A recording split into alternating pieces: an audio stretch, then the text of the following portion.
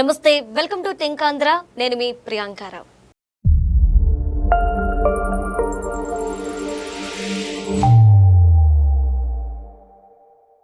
June 4 TDP అంటుంది ఇది ఒక ఘన విజయం, అలానే ప్రజలందరూ కూడా ప్రజాస్వామ్యానికి పట్టం కట్టిన రోజు అని. కానీ వైసీపీ అంటుంది ఇది వెన్నుపోటు దినోత్సవం అని చెప్పేసి. అంటే కూటమి ప్రభుత్వం గెలిచి ఏడాది అయింది. ఈ ఏడాదిలో కూటమి ప్రభుత్వం ప్రజలకి ఏం చేసింది, ఎంత మంచి చేసింది, ఎంత చెడు చేసింది, రాష్ట్రంలో పరిస్థితులు ఏ విధంగా ఉన్నాయి, దీనికి సంబంధించి మనతో మాట్లాడడానికి ప్రముఖ పొలిటికల్ అనలిస్ట్ అప్పసాని రాజేష్ గారు ఉన్నారు. ఆయనతో మాట్లాడదాం. నమస్కారం సార్. సార్, జూన్ 4 ప్రజలు తీర్పిచ్చిన రోజు. అంటే జగన్ ప్రభుత్వాన్ని వద్దు అనుకొని ఎప్పుడు చూడని విధంగా సీట్లు ఇచ్చి గెలిపించిన రోజు. కానీ జగన్మోహన్ రెడ్డి ఏమో ఇది వెన్నుపోటు దినోత్సవం అంటున్నాడు. నిజంగా కూటమి ప్రభుత్వం వచ్చి ఏడాది అయిన సందర్భంగా ప్రజలకి ఏం చేసింది, ఎంత మంచి చేసింది, ఇంకా ఏం చేయాల్సి ఉంది? ఇప్పుడు వాస్తవంగా ఈ రోజు మనం జూన్ 3లో ఉన్నాం.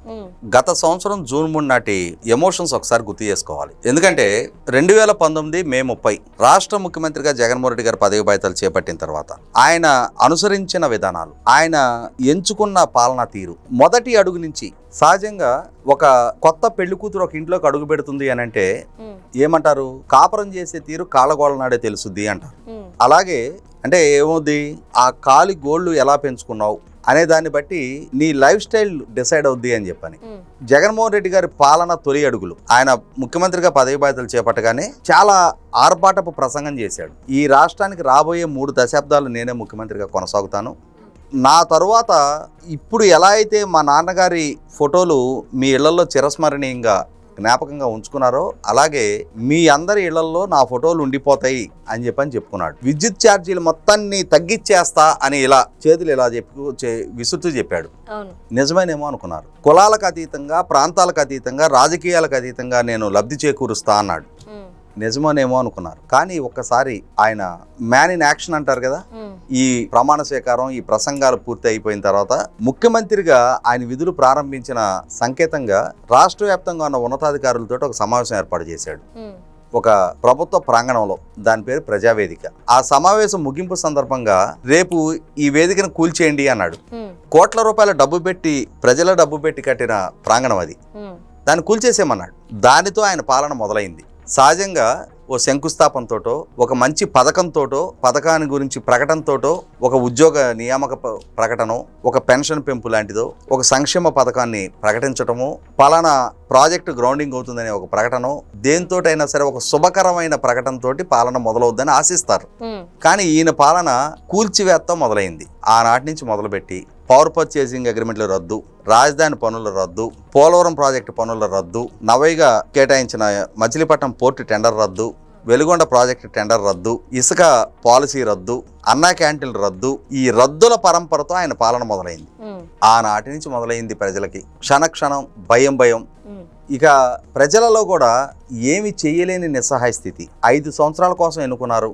ఇచ్చే బరిని వదిలిపెట్టి తన్నే దున్నం తెచ్చుకున్నట్టుగా విభజన జరిగిన రాష్ట్రానికి సంక్షేమాన్ని, అభివృద్ధిని సమపాలన అందిస్తున్న చంద్రబాబు నాయుడు గారిని ఓడించి ఈ ఎగిరెగిరి తంతన జగన్మోహన్ రెడ్డి గారిని తెచ్చిపెట్టుకొని విద్యుత్ ఛార్జీలు తగ్గిస్తా అన్న దగ్గర నుంచి 9 సార్లు విద్యుత్ ఛార్జీలు పెంచి ప్రజలకు ఒకవైపు పన్నుల భారం, రెండో వైపు అభివృద్ధి కనుచూపు మేరలో కనపట్టంలా. రాష్ట్ర రాజధాని నిర్మాణం లేదు, పారిశ్రామిక సంస్థల గ్రౌండింగ్ లేదు, ఉపాధి కల్పన లేదు, రాష్ట్ర ఆర్థిక స్థితి దిగజారిపోతా ఉంది, శాంతి భద్రతలు కొరవడతా ఉన్నాయి. వైసీపీ నాయకులు రాష్ట్ర వ్యాప్తంగా ప్రకృతి వనరులను అడ్డగోలుగా లూటీ చేస్తూ ఉన్నారు.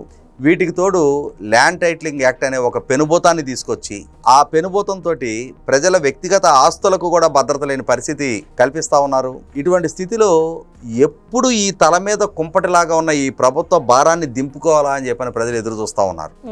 అటువంటి వాళ్ళకి 2024 మే 13 వాళ్ళ ఓటుని ఈవీఎంలో నిక్షిప్తం చేసే అవకాశం దక్కిన రోజు. మొన్న మనం ప్రయాగలో జరిగిన కుంభమేళాను చూసాం.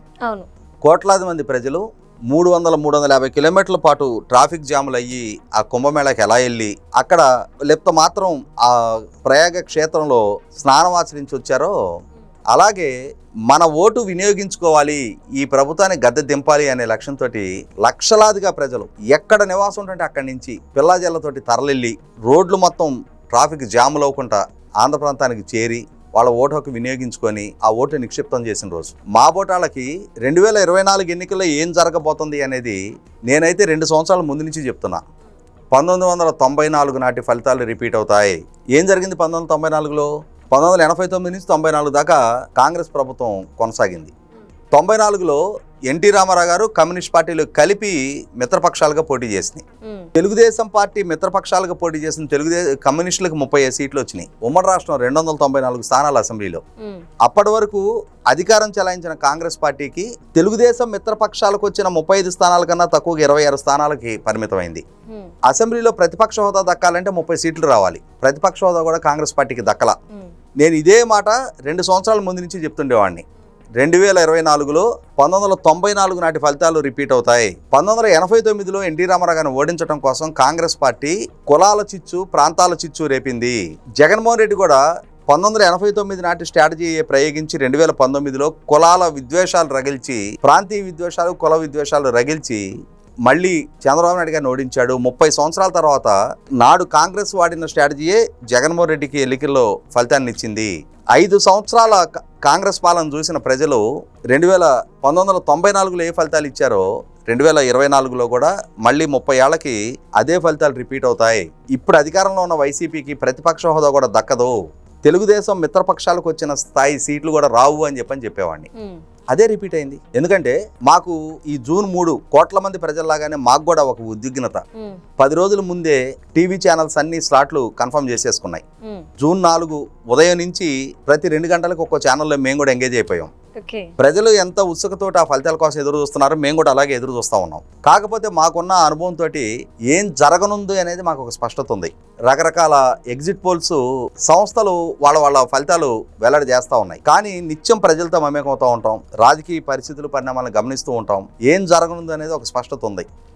ఆ నేపథ్యంలోనే జూన్ 4వ తారీఖు ఉదయం 8 గంటలకి లెక్కింపు బిగినైన దగ్గర నుంచి, ఎర్లీ ట్రెండ్స్ రావటం మొదలైన దగ్గర నుంచి కూడా మా అంచనాలకు అనుగుణంగానే తెలుగుదేశం మిత్రపక్షాలుగా ఉన్న జనసేన, భారతీయ జనతా పార్టీకి వచ్చిన 29 స్థానాల కన్నా కూడా తక్కువగా నిన్నటి వరకు అధికారం చెలాయించిన వైసీపీకి 11 స్థానాలకు పరిమితమైంది. 18 స్థానాలు వస్తే కానీ ప్రతిపక్ష హోదా దక్కదు. ప్రతిపక్ష హోదా కూడా దక్కల. ఎస్, జగన్మోహన్ రెడ్డి గారి పాలన పట్ల, ఆయన అనుసరించిన విధానాల పట్ల ప్రజల్లో పెరిగిన విరక్తితోటి ప్రజలు ఆ విధమైన తీర్పిచ్చారు.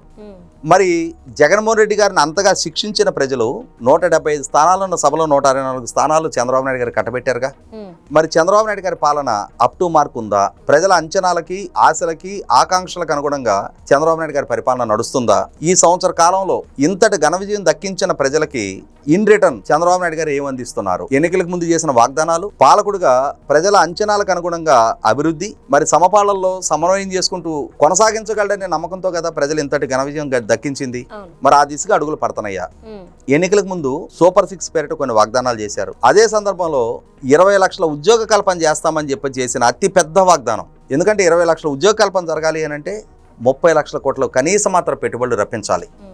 30 లక్షల కోట్ల పెట్టుబడులు రప్పించాలి అని అంటే ఆ స్థాయి దార్శనికత, పాలకుడి మీద, ప్రాంతం మీద, పాలన మీద ఆ స్థాయి నమ్మకం ఉండాలి. పారిశ్రామికవేత్తలని రప్పించుకోగలగాలి. ఆ దిశగా అడుగులు పడుతున్నాయా అనుకుంటే ఎస్, ఈ సంవత్సర కాలంలో సుమారుగా 7-8 లక్షల కోట్ల రూపాయల పారిశ్రామిక ఒప్పందాలు జరిగినాయి. ఓవర్ నైట్ అన్ని గ్రౌండింగ్ అవ్వవు. అవి గ్రౌండింగ్ అయ్యి దాని జస్టేషన్, ఉపాధి కల్పన దిశగా అడుగులు పడాలి అని అంటే అట్లీస్ట్ 2 to 3 years టైం పడుతుంది. ఒక గుడ్ బిగినింగ్. అదే సందర్భంలో రాజధాని పనులు, స్తంభించిపోయిన పనులు మళ్ళీ తిరిగి వేగం పుంజుకున్నాయి. స్తంభించిపోయిన పోలవరం ప్రాజెక్టు పనులు మళ్ళీ వేగం పుంజుకున్నాయి. రాష్ట్రంలో ఒక ఎకనామిక్ యాక్టివిటీ బిగినైంది. కానీ ఇది ఫ్రూట్ఫుల్గా మెటీరియలైజ్ అవడానికి ఇంకొక సంవత్సర కాలం తర్వాత కానీ ఆ ఫలాలు ప్రజల కంటికి కనపడవు. 2025 చివరికి డయాఫ్రమ్ వాల్ నిర్మాణం పూర్తయ్యి పోలవరం ప్రాజెక్టు ఎర్త్కమ్ రాక్ఫిల్ డ్యామ్ నిర్మాణం కూడా మొదలైతే ఏం జరుగుతుంది అనేది ప్రజలకు ఒక స్పష్టత వస్తుంది. అలాగే రాజధాని పనులు స్తంభించిపోయినాయి, గబ్బిలాలు తిరిగినాయి. ఆ భవనాల్లో చిట్టడవని తరిపించింది, కొండ చెలవులు పారాడినాయి. ఆ స్థితి నుంచి మళ్ళీ తిరిగి పనులు వేగం పుంజుకున్నాయి, పునఃప్రారంభమైనవి. టెండర్ ప్రక్రియ మొత్తం పూర్తయిపోయింది. కేంద్ర ప్రభుత్వం కూడా బ్రహ్మాండంగా సహకరిస్తూ ఉంది. లక్షలాది కోట్ల రూపాయల పారిశ్రామిక ఒప్పందాలు జరుగుతూ ఉన్నాయి. భోగాపురం ఎయిర్పోర్ట్ దగ్గర నుంచి మొదలుపెట్టి ఎయిర్పోర్ట్ల నిర్మాణం కూడా వేగం పుంజుకుంటా ఉంది. పోర్టుల నిర్మాణం వేగం పుంజుకుంటా ఉంది. ఒక టైం బౌండెడ్ షెడ్యూల్ తోటి పరుగులు ఎత్తిస్తూ ఉన్నారు. అదే సందర్భంలో యువత కూడా చాలా ఏగరగా వెయిట్ చేస్తూ ఉన్నారు. మాకెప్పుడు ఈ నిరుద్యోగ నుంచి ఉద్యోగ కల్పన జరుగుతుందా అని చెప్పని. ఎస్, ఇవాళ ఆర్సెలర్ మెటల్ సంస్థ కానీ, బీపీసీఎల్ సంస్థ కానీ, గ్రీన్ నైట్రోజన్ ప్రాజెక్ట్ కానీ, గ్రీన్ హైడ్రోజన్ ప్రాజెక్ట్ కానీ, నార్వేలో జరిగిన ఒప్పందం ప్రకారం శ్రీకాకుళం జిల్లాలో 10,000 కోట్ల రూపాయల గ్రీన్ అమ్మోనియం ప్రాజెక్టు గ్రౌండింగ్ అవుతుంది అంటున్నారు. మరి ఇవన్నీ ఉపాధి కల్పన దిశగా అడుగులు పట్టడానికి కొంచెం టైం పడుతుంది. కాకపోతే చాలా వేగంగా కన్స్ట్రక్షన్ యాక్టివిటీ వేగం పుంజుకుంటుంది. లక్షలాదిగా ఇన్కంప్లీటెడ్గా ఉండిపోయిన టిట్కో ఇళ్ల నిర్మాణం వేగవంతం అవుతుంది. ఇండివిజువల్ హౌసింగ్ ప్రభుత్వం వేగవంతం చేస్తుంది. రోడ్ ఇన్ఫ్రాస్ట్రక్చర్ చాలా అద్భుతంగా బిగిన్ అయిపోయినాయి. గుంతలు పడిపోయి ప్రయాణం అంటే నరకప్రాయంగా మారిపోయిన రోడ్లని ప్యాచ్ వర్కులతోటి కొంత గార్డెన్ పెట్టారు. పంచాయతీరాజ్ రూరల్ డెవలప్మెంట్లో 4,500 కోట్ల రూపాయలతోటి పనులు పునఃప్రారంభమైనాయి. అంటే రాష్ట్రంలో శ్రీకాకుళం జిల్లా నుంచి చిత్తూరు జిల్లా వరకు ఒక ఎకనామిక్ యాక్టివిటీ బిగిన్ అయింది. కాకపోతే దీని ఫలాలు ప్రజలకు పూర్తి స్థాయిలో అందడానికి కొంచెం టైం తీసుకుంటుంది. అంటే ప్రజల అంచనాలకు అనుగుణంగా ప్రభుత్వం నిర్ణయాలు ఉంటున్నాయి. అదే సందర్భంలో తెలుగుదేశం మిత్రపక్షాల శ్రేణుల్లో కొంత నిరాసక్తత ఉంది. అంటే ప్రభుత్వం అధికారంలోకి వచ్చి సంవత్సర కాలం పూర్తవుతున్నా ఇంకా ప్రభుత్వ పరంగా శ్రేణులకు ఇవ్వాల్సిన నామినేటెడ్ పోస్టులు ఇంకా పూర్తి స్థాయిలో అనౌన్స్ చేయలేదు. ఇంకా చాలా నామినేటెడ్ పోస్టులు కొన్ని చేశారు, ఇంకా చాలా ఇప్పటికీ వెయిటింగ్లోనే ఉన్నాయి. అదే సందర్భంలో జగన్మోహన్ రెడ్డి గారు వాళ్ళ శ్రేణులు వాళ్ళ పాల్పడ్డ అవినీతి, అరాచకాలు, ఆక్రమణలు, దాడులు, దౌర్జన్యాల విషయంలో ప్రభుత్వ పరంగా ఇంకా చాలా కేసుల్లో చర్యలు తీసుకోవాల్సిన స్థాయిలో తీసుకోవటం లేదు. ఇప్పటికీ జగన్మోహన్ రెడ్డి గారు వాళ్ళ శ్రేణులు దాడులు, దౌర్జన్యాల సంస్కృతిని కొనసాగిస్తూనే ఉన్నారు.